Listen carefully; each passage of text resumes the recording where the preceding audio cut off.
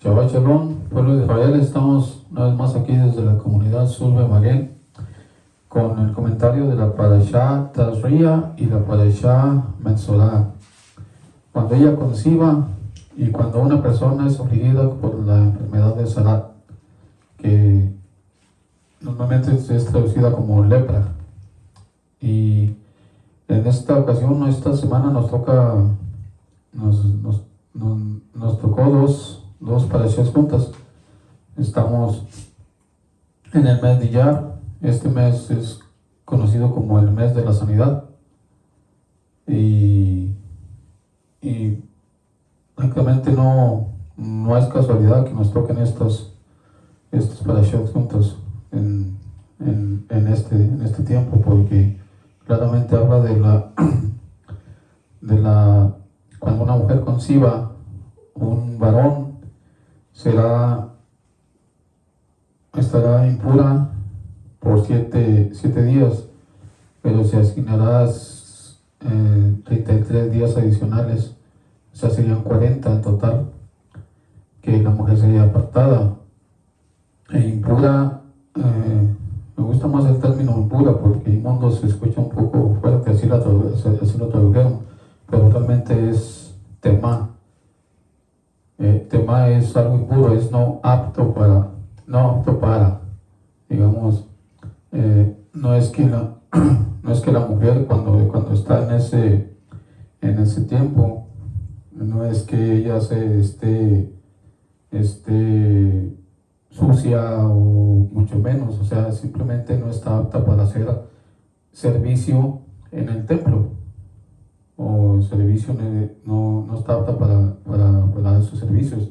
También es para que ella, en ese tiempo, ella forme con su bebé una relación que para que se recupere del vacío que queda después de dar a luz. O sea, dice, ok, dice la traducción, quedó impura, entonces ¿es pecado tener un hijo? No, simplemente viene a quedar en ese estado por por eso el término es tema, no es, o sea, que no está apta para servir en los servicios del tabernáculo, del templo, pues. Eh, y, y los 40 días son para que ella se recupere de lo que pasó, de lo que pasó al, al dar a luz su bebé. Y cuando es niña, se aumenta después de los 7 días, se aumentan otros 66 días más adicionales, que son 80 exactamente. Sí, 80 días los que tienen que estar en reposo, apartada pues de esto apartada a causa de esa niña. Dice, ok, ¿por qué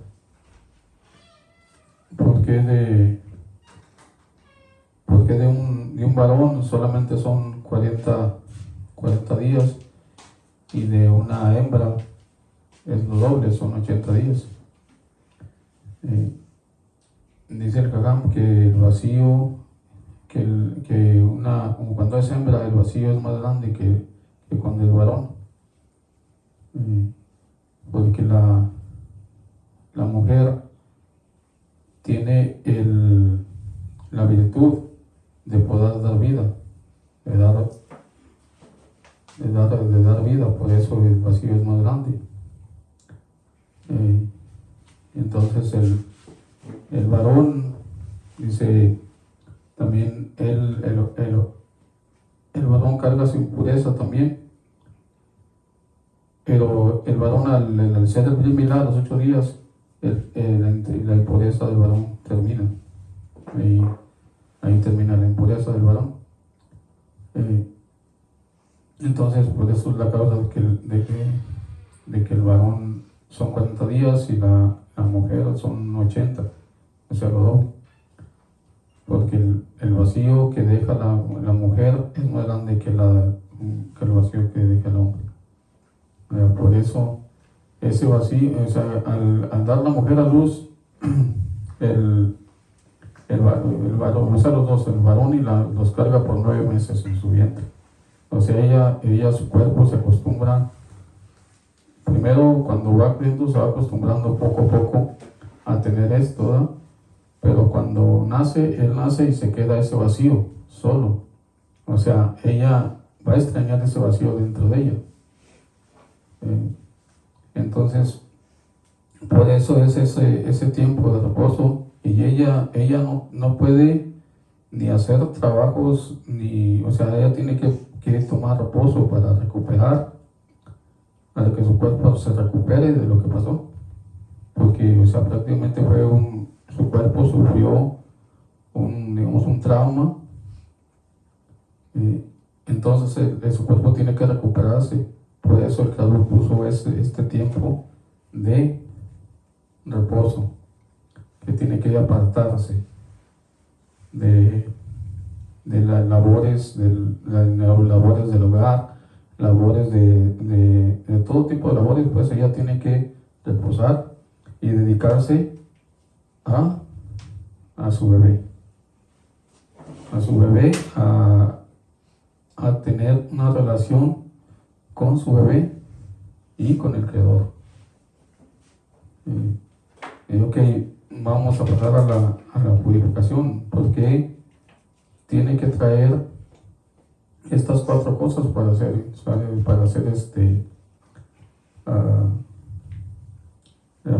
porque tiene que traer los 2 palominos para la purificación de ella al templo. O sea, ella viene, hace el sacrificio, dice el sacrificio por el pecado y sacrificio por el perdón. Luego trae 2, o sea, por el pecado, de haber pecado en pensar mal o hacer una promesa que no va a cumplir. Porque cuando está en trabajo de parto, la mujer dice: no vuelvo a estar con mi marido otra vez. Allí hace una promesa, dice que no va a poder cumplir. O por haber dudado por eso es la causa que viene a hacer a través del sacrificio, para hacer expiación por el pecado que haya cometido durante el parto. ¿Alguna pregunta o algo? ¿Sí? O sea, que es como por haber pecado diciendo: no vuelvo a tener un hijo, no vuelvo a estar con mi marido, ¿no? Por estar haciendo como promesas o hablando cosas que durante el dolor, porque esos dolores son terribles, durante el dolor ella dijo muchas cosas, ¿no? Por esa razón es la limpieza del pecado, ¿cómo se dice? El sacrificio y la teshuvá, pues, o sea, tiene que hacer el sacrificio de los palominos, el teshuvá por esa causa, porque durante el pacto piensa o dice o promete cosas que no va a cumplir. Y porque llega en ese momento llega al punto de hasta poder odiar a su marido. Aunque, bueno, sí que es un dolor, porque son muy fuertes los dolores de parto, así que en ese momento viene a pensar cosas que no, o a prometer cosas que no va a poder cumplir. Digamos, como viene a decir: no vuelvo a estar con mi marido nunca más, y hasta lo puede llegar a prometer. Dice: prometo que no vuelvo a estar con mi marido, y son cosas que no va a poder cumplir.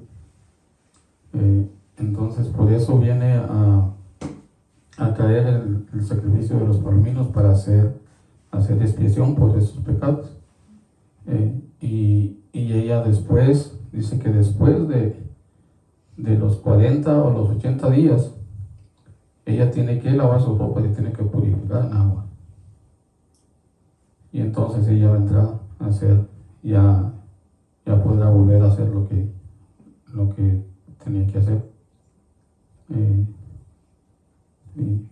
O sea, las mujeres, sabemos, ellas no servían en el templo, estaban los sacerdotes, ¿verdad? Pero, o sea, los sacerdotes eran los que hacían todo el trabajo en el tabernáculo y todo, o sea, pero, o sea, en caso, digamos, como la mujer no podía pararse o entrar al tabernáculo en esos tiempos, porque estaba impuro. Entonces, por eso el Señor pone todas estas cosas para bien de la mujer, o sea, es para que la mujer se restablezca completamente y pueda venir a hacer sus labores cotidianas después de pasar todo el proceso. En este tiempo no sé si todavía se practique del reposo de la mujer, pero en los tiempos que yo recuerdo de los ancianos antes era lo que hacían, la cuarentena, por 40 días la mujer se quedaba apartada. Entonces, y a causa en estos tiempos, a causa de falta de ese reposo, es que ahora viene a decir, no, pues que cayó en depresión postparto. A causa de que la mujer no tomó su tiempo con su bebé, con restaurar o llenar ese vacío que había dejado el bebé, que dejó el bebé al salir de su vientre. Por eso la mujer se dedicaba solamente a estar alimentando a su bebé y a asimilar de que pues ya su bebé ya lo tenía aquí en sus brazos, ya no estaba adentro. Por eso cuando la mujer amamantaba al bebé, ellos tenían una conexión muy cercana, porque el bebé miraba directamente a los ojos a la mamá y la mamá también. O sea, y no sé, digo, los que el Padre nos dio la gran bendición de ser padres, digo, nosotros nos dimos cuenta de que sí, o sea, la mayor conexión con los bebés es con la mamá. Con la mamá no lloran ni con el papá sí. O sea, porque hay más conexión con la mamá que con el papá. Entonces, ahí tenemos estos comentarios de que cómo el Creador todo pone en su lugar, pues, y todo lo que las reglas que Él puso son porque son buenas para cada persona. O sea, el Creador no nos puso cosas para hacernos daño, sino para hacernos bien. Entonces, ¿alguien quiere aportar algo?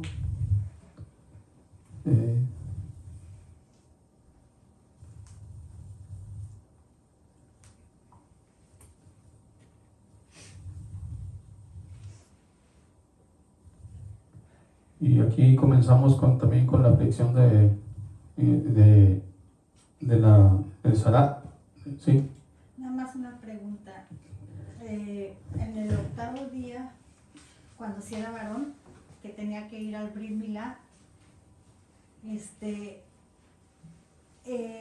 ¿podía ir la mamá? ¿Estaba la mamá presente en el Brit Milá? Yo pienso que sí, ¿verdad? Pero no quiere decir que se acercaban las cosas sagradas ni nada. ¿O dónde era? Porque no creo que sea en el templo, tal vez en su casa, ¿no? Imagino que era en su propiedad, en su casa donde estaban. Es una muy buena pregunta para investigar. investigar dónde era que se hacía, si se hacía en el, pero no creo que haya sido en el templo. Pero hay que ver eso, sí es muy buen punto para investigar dónde, si lo hacían en la casa o no sé, había algún lugar para hacer el milagro. Entonces,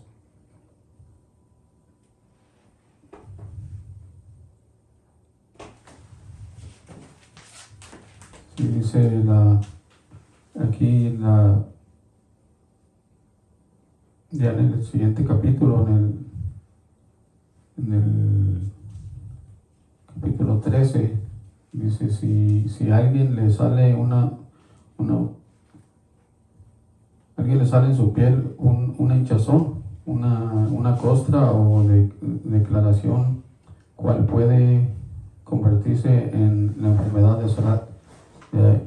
Cuando a esta persona le salía una mancha o una inflamación en la piel, tenía que venir con el Cohen, el sacerdote, con Aarón, o con los hijos de Aarón, que eran sacerdotes, para que los examinaran. Y el Cohen lo examinaba y lo ponía por 7 días fuera, lo aislaba, pues, lo dejaba fuera por 7 días. Si la hinchazón o la mancha se extendía, o si no se movía del lugar, si seguía igual, a los 7 días le daba 7 días adicionales, otros 7 días más para ver qué hacía. Si la mancha se extendía, se declaraba como Sarat. Y al hombre que estaba en cuarentena, en los primeros días, se le conocía como hombre con Sarat. Después de los 7 días, ya cuando se declaraba, ya era un Sarat, un leproso, pues. Pero mientras estaba aislado por los primeros 7 días, no se le llamaba todavía, aún no se le llamaba un leproso declarado, sino ya un hombre afligido por la enfermedad de Sarat. Y venía el Cohen y lo examinaba. Cuando se declaraba Sarat, él tenía que salir del campamento, de los 3 campamentos. No se podía acercar a ninguno de los 3 campamentos. Entonces, dice que cuando la persona era declarado con Sarat, él tenía que cubrirse el labio inferior, desgarrarse la ropa y soltarse el pelo. Y él tenía que, si miraba a alguien que iba a pasar cerca con él, él tenía que gritar Sarat, Sarat, Sarat, para que la gente se diera cuenta que estaba enfermo, no se acercara a ellos. Pero vamos a ver cuál era la causa, qué era lo que causaba esta infección en la piel. Dice que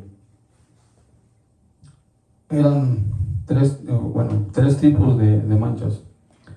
Una era blanco como la nieve, la otra era blanco como la lana y el otro era blanco como la cáscara de huevo. O sea, 3 diferentes blancos.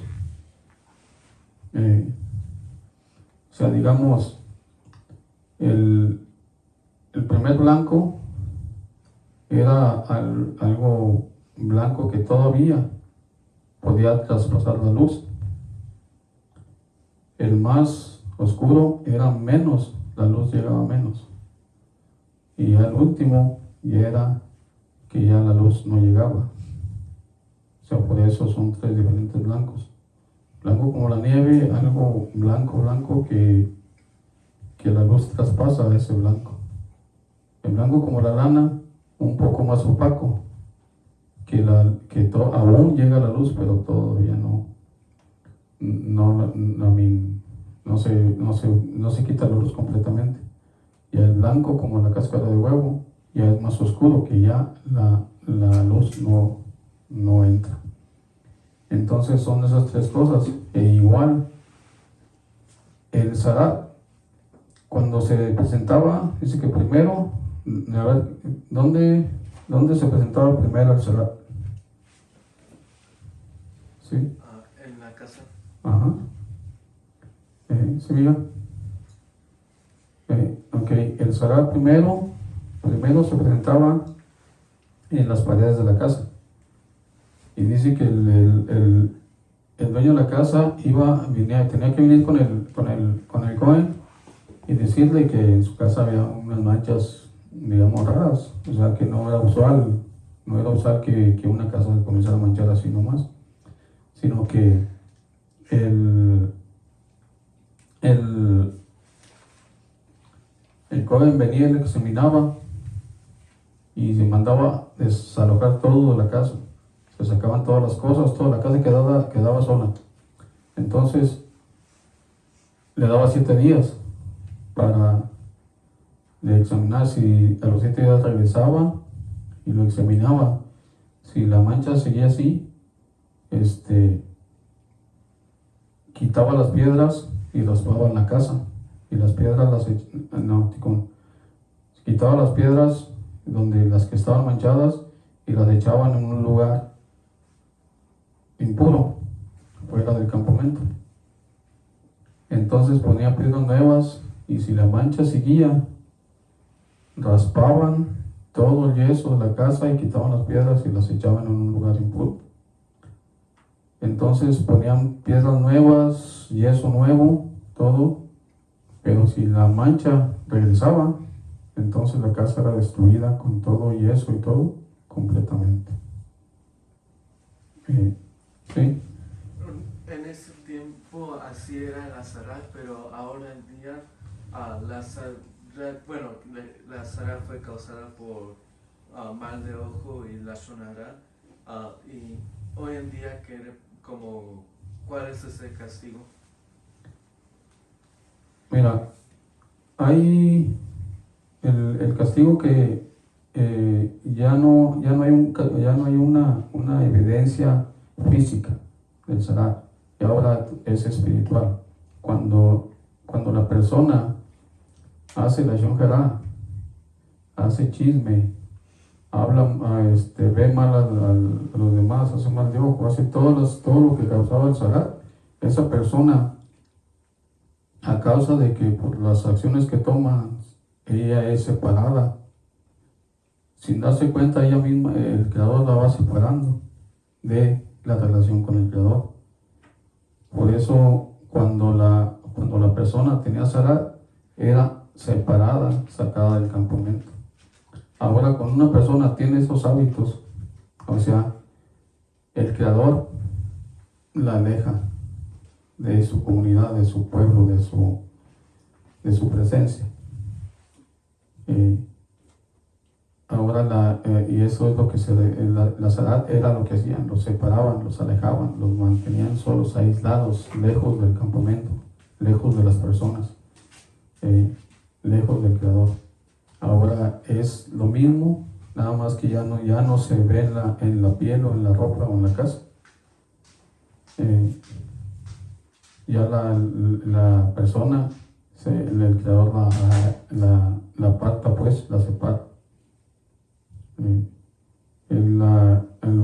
O sea, el Zarat no es que como la lepra que conocemos ahora, que se te caía la piel a pedazos, así, como que aquí nos dice la escritura, eran manchas blancas, llagas blancas. Y no me acuerdo donde dice, cuando la mancha cubría todo y se hacía completamente blanco, era llamado limpio. O sea, ya no era, ¿cuál fue en el Mesura 23, no sé?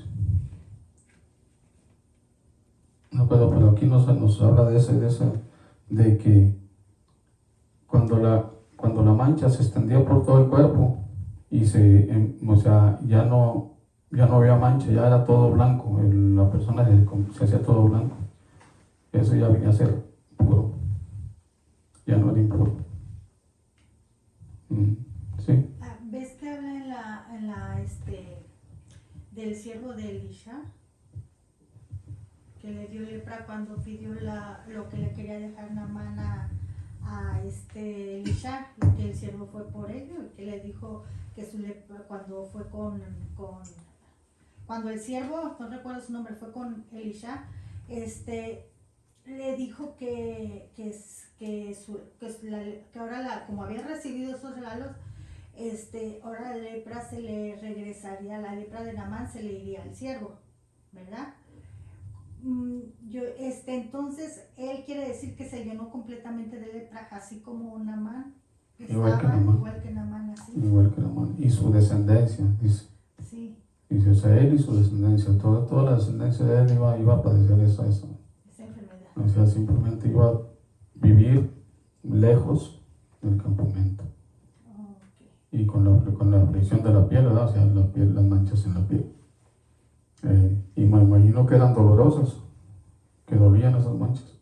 Y entonces quiere decir que su descendencia nunca iba a poder acercarse al Creador. Iban a estar siempre lejos del pueblo. Siempre lejos del pueblo. Fue un castigo grande para la persona, pero fue por la ambición. Porque ahora en estos tiempos que pues ya no se ve físicamente, pero que se alejan del Creador y de las personas, me imagino que eso ha de ser algo más, o sea, lo principal, que se alejan del Creador, eso ha de ser lo más terrible, ¿no? Porque estar lejos del Creador, me imagino que ha de ser lo más feo que puede existir. Sí, pues o sea, el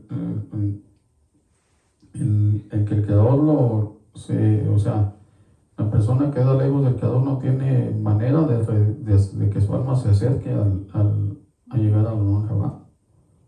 ¿Por qué? Porque está lejos del Creador. ¿Y vamos a ver qué es lo que causa el Sarat? Aquí hay 7 cosas que dice que causan eso. Dice hablar malicencia, o sea, hablar mal. Y derramamiento de sangre, juramentos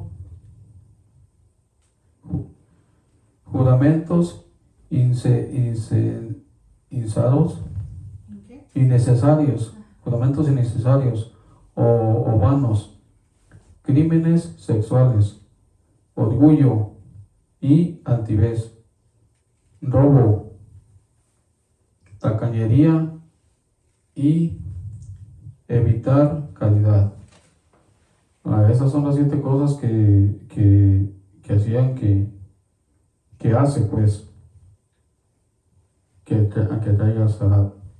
¿Sí? En lo del derramamiento de sangre, ¿qué tal si alguien como se tropezó y empujó a alguien del techo de una casa y esa persona se murió? Pero no fue a propósito. Eso es un accidente, es como el de la hacha, que fue a cortar leña y se le zafó el cabo de la hacha del cabo y le pegó al otro en la cabeza y lo mató. Eso es igual, eso es un accidente. Aquí está hablando de derramamiento de sangre cuando la persona busca la manera de perjudicar al otro. O sea, que lo hace intencionalmente, o sea, de eso se refiere. Una persona que derrama sangre inocente es digno de ser separado del pueblo, del Creador. Igual el que habla mal, el que habla mal, el que derrama sangre, el orgulloso o altivo. Todo es el orgullo atrae muchísimas cosas. Orgullo, envidia, altivez,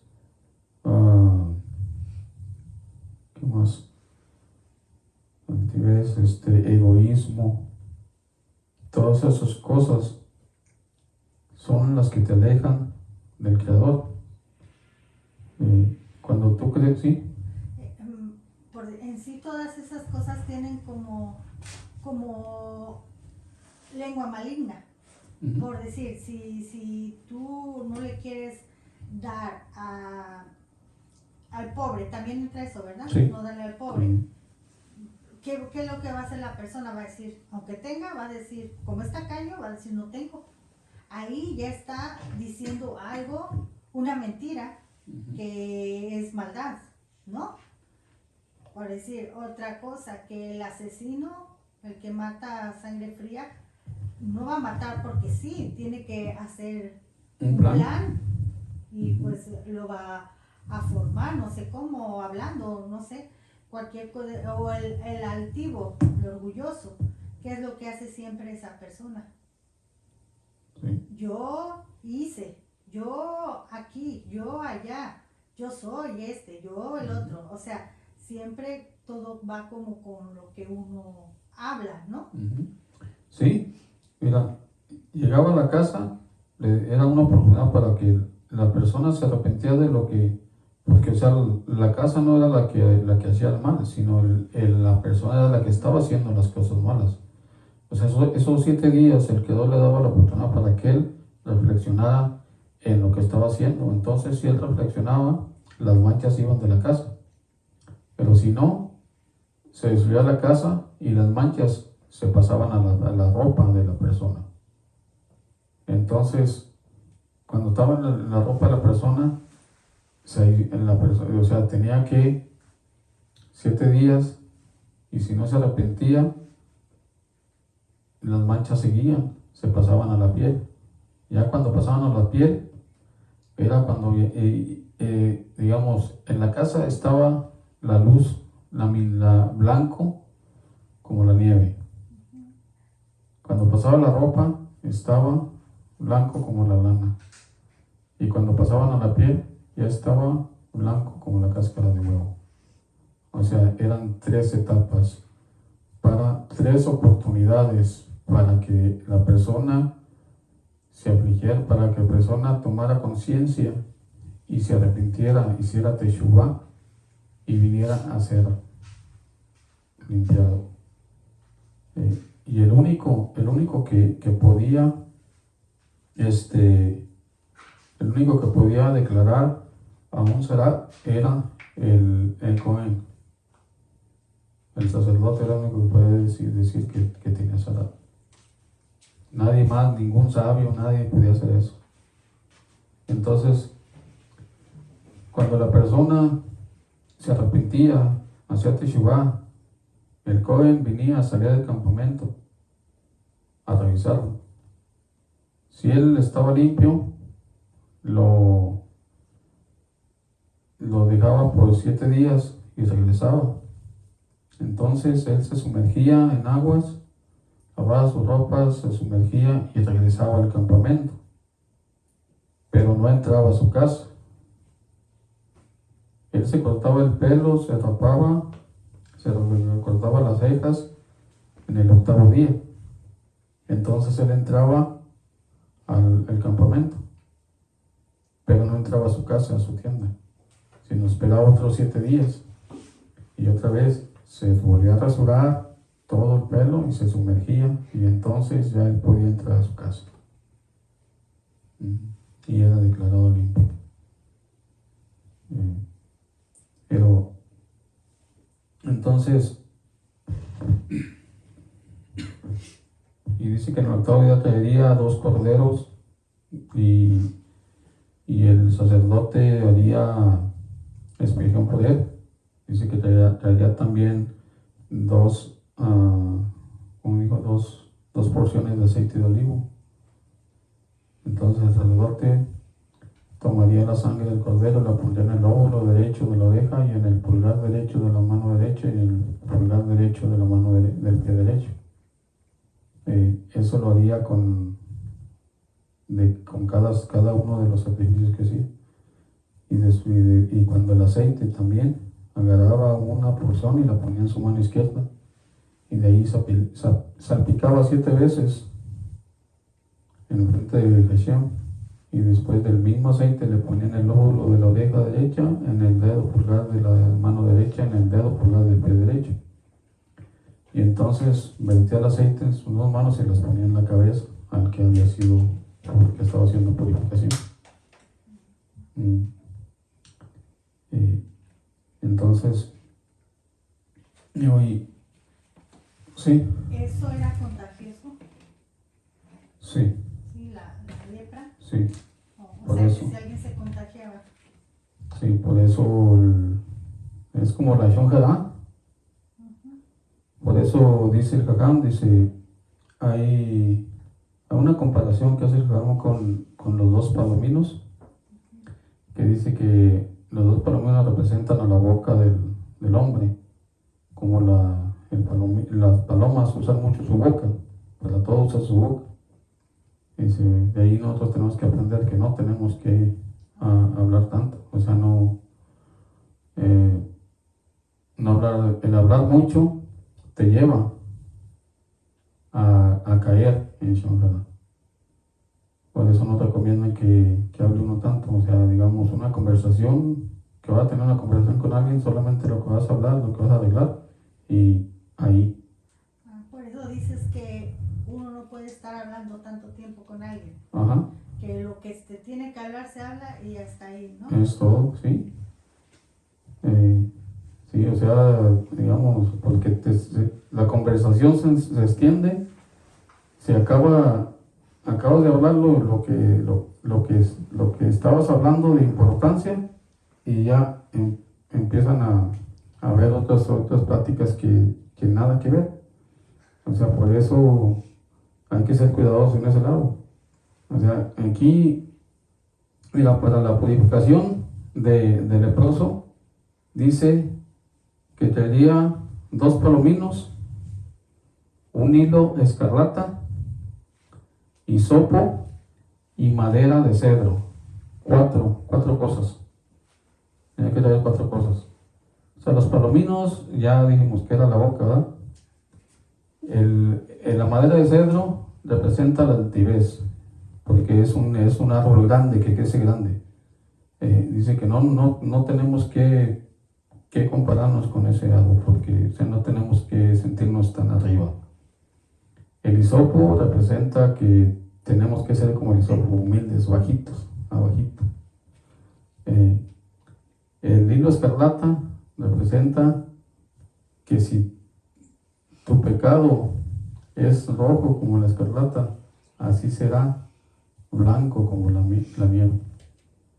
O sea, después de que te arrepientes, que haces teshuvá, ese pecado rojo que tenías ya viene a ser blanco.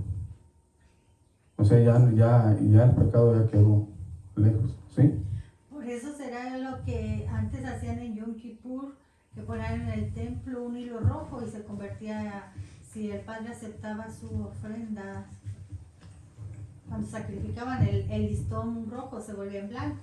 Eso, exactamente es eso. O sea, el listón rojo, al volverse ya, después de sacrificio, se volvió blanco, era que el creador había aceptado tu arrepentimiento. Es lo mismo, ¿no? Sí, o sea, por eso, pero esas 3 cosas tenían que ir así. Y dice que tenía, uno de los palominos se sacrificaba en una olla de barro, en agua corriendo, agua viva pues. O sea, tomaban el agua del río corriendo y allí vertían la sangre del palomito.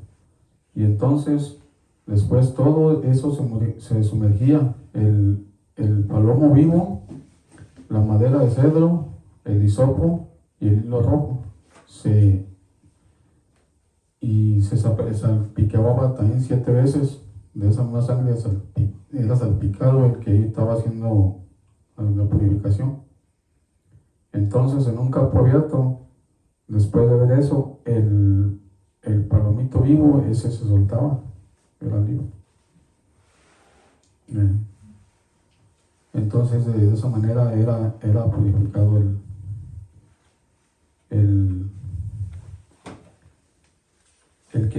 que se había arrepentido de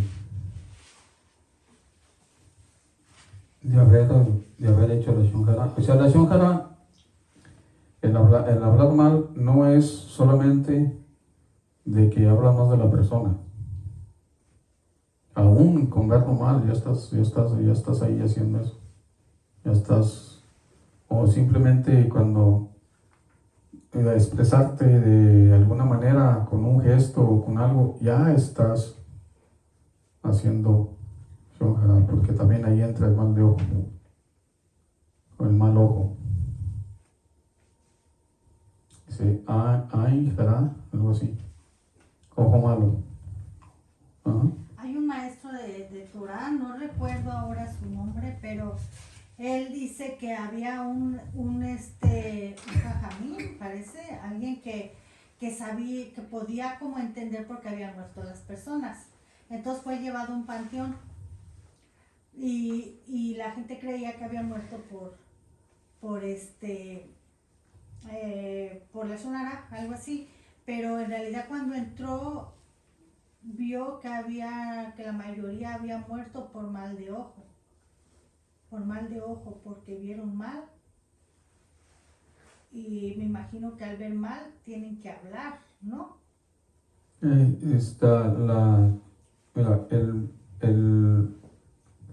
el mal ojo, al mal de ojo, el mal ojo se refiere a la enfermedad que tú mismo te provocas. Como envidia, ¿no? Algo así. Porque estar viendo lo de los demás, ¿será eso? También, pero aparte no puedes ver qué es lo que, digamos, en la alimentación, tu alimentación. Ver algo que te hace daño y no puedes ver que te hace daño y te lo sigues comiendo. O eso es mal ojo.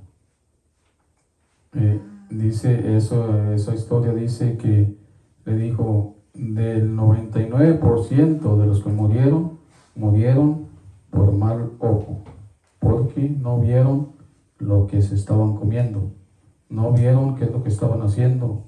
¿Por qué? Porque, digamos, te dice, vamos a meter a los médicos, te dice el médico, ok, usted tiene que dejar de comer carne o el ácido úrico, tiene que bajarle el ácido úrico, o sea, tiene que bajarle las carnes rojas. Dice, pero no, porque la carne no va a hacer daño. Eso es no ver lo que te hace daño. Entonces tú le sigues comiendo igual, y ahí te cae ¿cómo se dice? La artritis, todo eso que te viene a causa de la mala alimentación. Como el azúcar, ¿no? Azúcar. Te dice el doctor, no puedes comer más azúcar, no puedes comer más pan o cualquier cosa, y tú empiezas a ver, no creo que me haga daño un pedazo. Un pedacito, aunque sea poquito. No, el doctor se equivocó, dice, no, ¿a poco me va a hacer daño el pan? Eso es no ver. Entonces, ves ya cuando te duele, ya cuando ya está la enfermedad, es cuando dices, hubiera hecho caso. O sea, a causa de no ver, de tener un mal ojo, pues, para ver lo que comes, a esa causa te viene la muerte por mal de ojo. O sea, no es de que no se murió porque alguien lo vio mal o alguien le puso envidia o alguien, no, es porque la persona no tuvo un buen ojo para ver qué tenía que comer, cómo podía comer bien, o sea, una buena alimentación. Entonces por eso dice que el 99% de las personas murieron de mal ojo.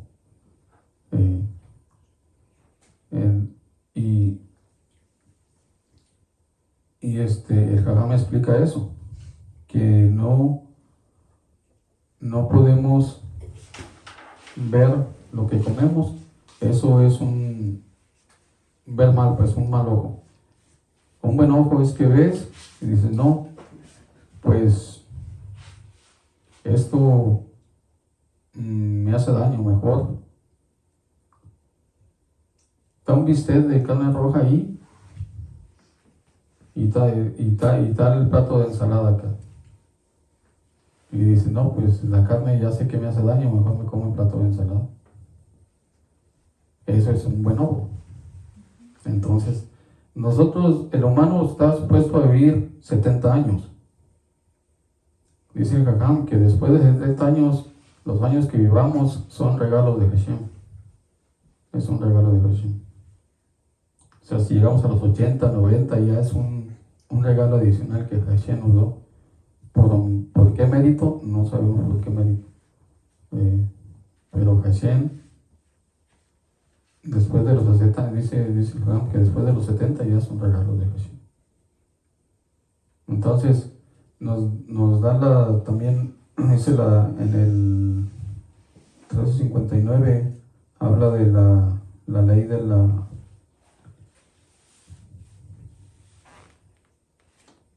ley del Mesorá. El 59, ¿sí? Antes de que pases, te iba a comentar algo que acabo de ver sobre lo que estamos hablando del Brit Milá. Ajá. Que dice Rashi, dice, nada sagrado, aunque se deshizo de la impureza ritual de Nidá, no puede tocar terumá o carne sacrificial todo el periodo de los 33 días, aunque sí se le permite tocar el segundo diezmo, a pesar de que el mismo detenta cierto nivel de santidad. Dice, será impura 2 semanas. Sugiere que el pueblo de 2 semanas debería asimismo haber sido aplicado con el nacimiento de un varón. Sin embargo, la Torá abrogó la impureza ritual de la madre de un niño después de solo 7 días, para que pueda purificarse antes de la celebración del Brit Milá de su hijo. Entonces ahí está la respuesta. Ahí que está, sí estaba la mamá ahí. El 8º día del Brit Milá. Sí. Entonces sí tenía que estar la mamá. ¿Dónde fue? Ahí. Sí. Dice ¿quién quiere leer del 50? Sí. El 57, 13, 57, el 59, ¿quién lo quiere leer? ¿De qué? Del Levítico. 13:59, ¿qué, perdón?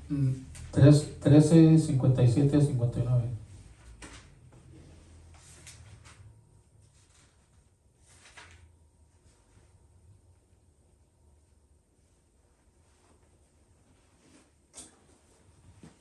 Y si aparece de nuevo en la prenda, o en la urdimbre, o en la trama, o en cualquier utensilio de cuero, un brote es, al fuego quemará donde se halle la llaga. Mas si la prenda, o la urdimbre, o la trama, o cualquier utensilio de cuero ha sido lavados, y desapareció de ellos la dolencia, serán sumergidos de nuevo y serán purificados.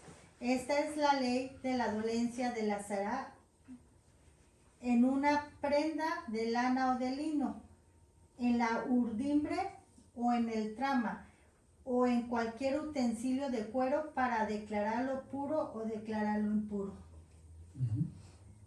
Si después de lavarlo, la prenda o lo que fuera, la mancha no se quitaba, se tenía que ser quemado, tenía que ser quemado. O sea, no había saque. Y a ver, del 14.2, esta es la ley para el Mesorá. Esta será la ley del Metzorá. En el día de su purificación será traído al Cohen.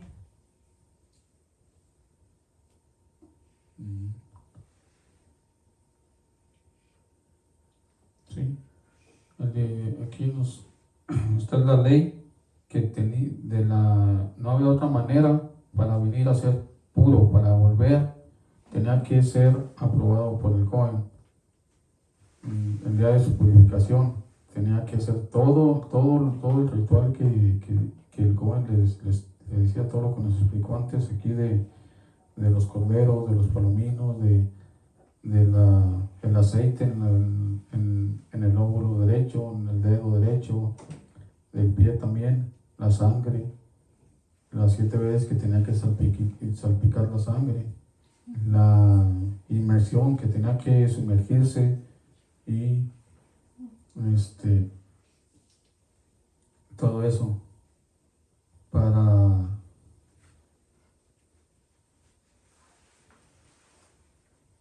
hacer la purificación. También les quería leer, se me hace que está en el 13, en la de Tashria, algo que se me estaba pasando, cuando habla de la impureza de la pareja cuando tienen intimidad, porque hay muchas personas que no tienen claro eso.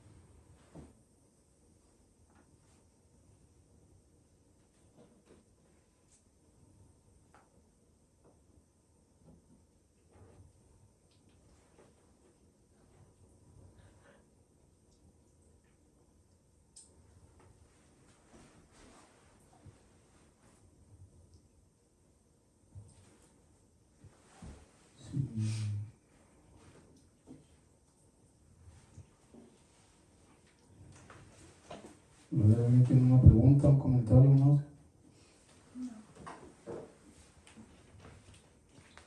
Sí. Es que aquí no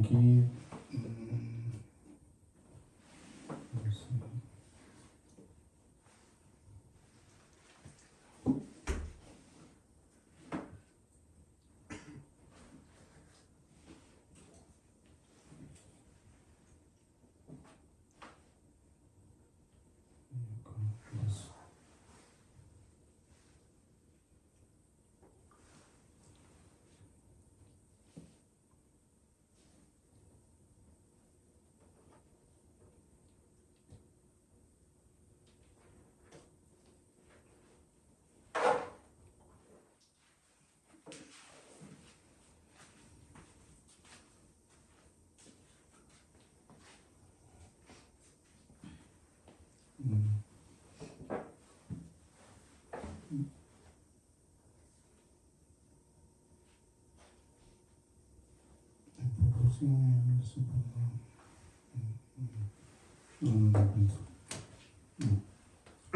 No, creo que se los debo. Entonces, aquí en esta parashá, también nos habla en la parashá Tashria, habla de la impureza sexual, cuando la pareja tiene intimidad, también queda impura, y aquí nos dice que tiene que sumergirse y estará impura hasta el anochecer. Que algunas personas dicen que no es pecado, no es pecado estar con su esposa, pero aquí en la Torah nos dice que queda impura hasta el anochecer y tiene que lavarse con agua, los dos. ¿Sí, mijo? Sí, tienen intimidad en la noche y luego otra vez en la mañana. ¿Pasaría como el siguiente día seguirían impuros o hasta el anochecer? Hasta el anochecer, mijo. Nomás. Sí, muy buena pregunta. Sí, también había una pregunta de que si en alguna ocasión Yeshua había quedado en impureza, o sea, impuro. No.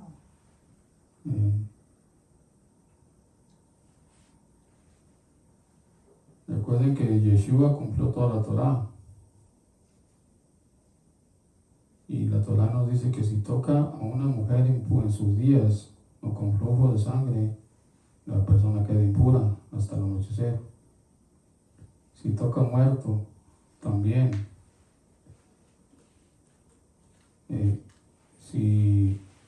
Y hay, digamos, y lo que toque la mujer que está en impureza, quedará impuro también. Cuando la mujer de flujo, que tenía 12 años con el flujo, vino y tocó el tzitzit de Yeshua, entonces eso vino a quedar en impureza. Entonces Yeshua, así como Yeshua, él cumplió con todo eso, también con toda la Torah tenía que pasar a cumplir también lo de la inmersión, también la inmersión para purificación. Para purificación. Cuando sanó a la niña, le tomó la mano, la niña estaba muerta. También pues hizo inmersión. Cuando sanó al leproso, también vino a hacer inmersión, porque las personas estaban impuras y al tocarlos él se impurificó. Por eso no me gusta usar la versión, la traducción que dice inmundo, porque o sea, es más suave y la palabra de impuro. Entonces, por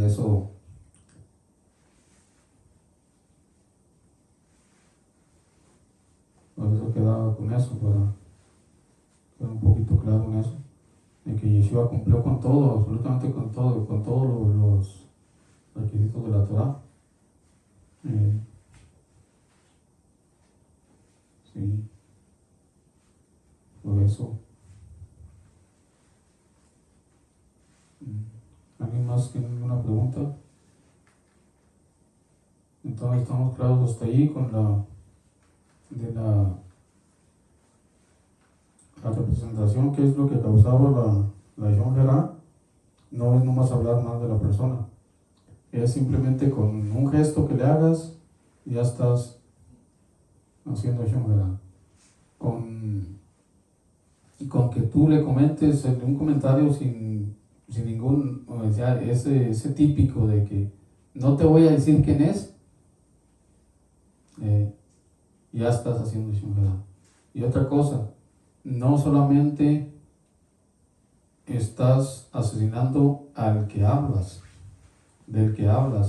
sino también los tres, que es la persona de la que estás hablando, la persona con la que estás hablando y tú mismo que estás hablando eso. O sea, son tres personas las que estás asesinando con la Shonjera, haciendo Shonjera. O sea, no creas que nomás te estás pecando tú y el que están ahí, los dos que están conversando, sino que también se están llevando entre los pies del que están hablando. Y aunque sea verdad lo que están hablando, es Shonjera. Y si no, dice, cabo es verdad, pero aunque sea verdad lo que está diciendo, es Shonjera. O sea, no es nomás de que, no, pues al cabo ves la verdad. No es así. Entras en Shonjera. Shonjera también es ver mal a la persona. Todas estas cosas que entran en la Shonjera.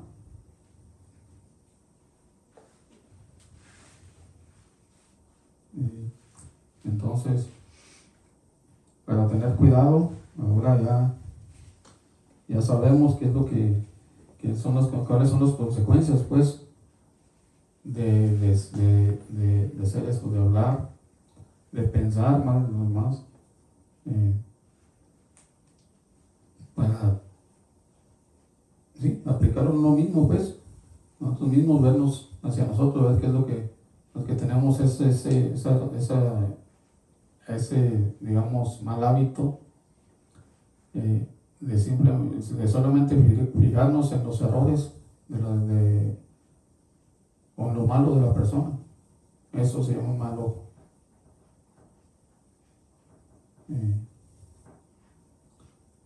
Y no, al revés, o ver los defectos de la persona, o ver, llegas a un lugar donde sea y lo primero que ves es nunca ves lo positivo, todo el tiempo se ve lo negativo, y no, tiene que ser al revés, tenemos que ver lo positivo, que hay una historia dice que era uno de los más millonarios de Nueva York, y su hijo estaba saliendo con de hecho ya había hecho compromiso, ya se iban a casar, y le había dicho que se iba a casar con una mujer que no era del pueblo. Entonces él vino el rabito, para que cada que iba a visitar de visita a Nueva York, que pasaba ahí, pasaba con él, ahí se quedaba y todo, ¿va? Entonces esta vez llegó esta vez llegó y lo encontró cabizbajo, triste a este señor. Y dice, ¿qué pasa? Dice, ¿qué tienes? Dice, ¿por qué te ves así? Dice, no estás, estás muy triste, ¿qué pasa? Dice, ay, David, Rabino, dice, ya me quedé en la ruina, dice, ya se acabó mi fortuna, ya se acabó todo. Dice, a ver, cuéntame, ¿qué pasó? Y dice, es que mi hijo era único hijo, y se le dio de todo. Dice, ahora me salió que se va a casar con una mujer del otro pueblo, y esta mujer nomás ha estado tratando de sacarlo del camino de la Torá, de esto y lo otro. Entonces dice, déjame hablar con él 5 minutos. Y dice, y en eso llegó el muchacho y saludó al papá, pero no, al rabino ni siquiera lo volteó a ver. Se subió a su cuarto y subió la mujer con él y puso la música a todo volumen, dice, y ahí, y entonces el rabino le dijo, déjame hablar con él 5 minutos nada más. Dice, ok, y tráeme una foto de él. Y entonces le llamó y le dice, mi hijo, dice, el rabino quiere hablar contigo 5 minutos. Dice, ay papá, dice, otro rabino, dice, ya cuántos vinieron a hablar conmigo y nada cambia. Dice, solo 5 minutos. Dice, es más, dice, si hablas 5 minutos con el rabino, te compro una moto de agua. Dice, ¿una moto de agua? Dice, sí, una moto de agua. Dice, ok. Dice, le dijo a la ahorita vengo, espérame 5 minutos. Se metió con el rabino y pasaron 5, nada, no salía. 10, 20, 30, 40, pasaron 50 minutos. Y entonces se mira que abre la puerta y pues el papá lo estaba esperando allá afuera, ¿verdad? Y abre la puerta y sale el muchacho y dice, papá, dice, no me voy a casar con ella. Y le dio un abrazo y un beso. Dice, no te preocupes, no me voy a casar con ella. Salió el rabino y le dice, ¿qué? Dice, ¿qué pasó? ¿Qué hiciste? Dice, todo lo que hice fue ver las cosas buenas que tenía el muchacho. Todo el tiempo que estuve allí, la foto te la pedí para ver, no dejé de verlo y solamente miré las cosas buenas que tenía. Y el Señor lo abrazó y le hizo un cheque de $2 millones. Dice, ten. Dice, no. El rabino lo abrazó y le dio un beso y rompió el cheque en frente de él. Dice, ¿qué te puedo dar? Dice, no. Dice, es que le prometí a Hashem que si él hacía esto con el muchacho, no iba a agarrar ni un dólar de ti más. Dice, ese fue una, se me olvidó la palabra porque me la dijo en hebreo, pero fue una ofrenda a Hashem, pues. Entonces, aquí en esta historia nos deja ver que nosotros tenemos que ver lo bueno de la persona, sus buenas virtudes. Hay que ver sus virtudes, no sus defectos.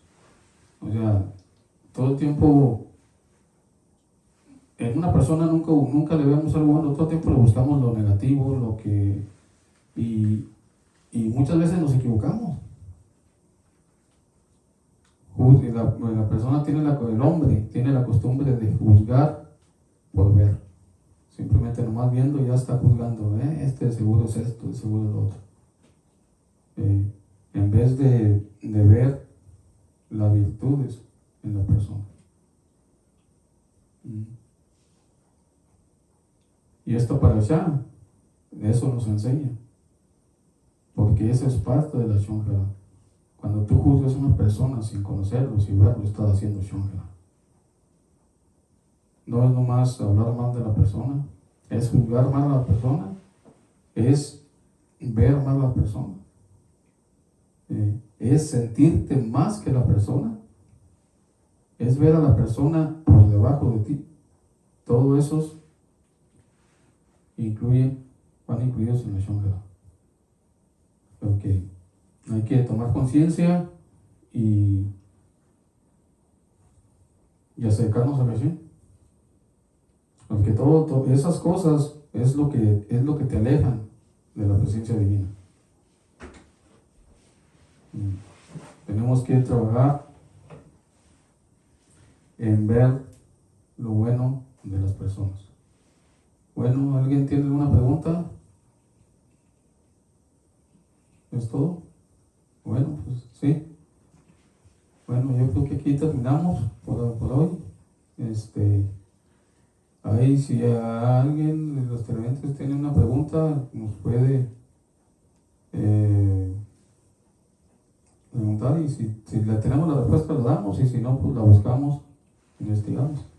Y como les digo, o sea, aquí les traemos el comentario, les decimos, o sea, pero busquen por ustedes mismos todo lo que decimos aquí, lo hacemos conforme a la escritura, y todo está escrito. Digo, nos despedimos con gusto y les deseamos una buena semana para todo el pueblo de Israel. Shalom, shalom, y nos vemos la próxima.